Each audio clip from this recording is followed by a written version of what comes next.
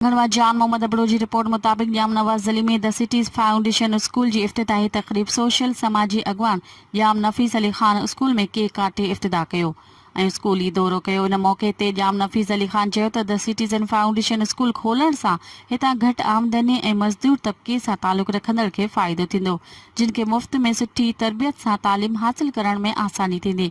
वालिदैन खे घुर्जे त पंहिंजे ॿारनि खे वधि में वधि दाख़िल कराइनि।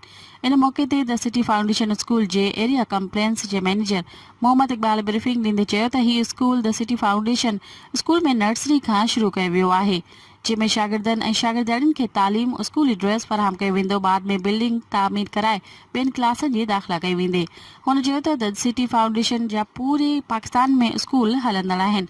हुन चयो त हीउ इदारो डोनेशन ते हलंदड़ आहे। जाम नवाज़ अली में स्कूल लाइ असांखे जाम नफ़ीस अली खान बिल्डिंग ऐं तामीर कयो आहे। इन मौक़े ते रायचंद पप्पू वसाण अल्लाह वधायो वसाण स्कूल जा उस्ताद ऐं स्टाफ मौजूदु हो।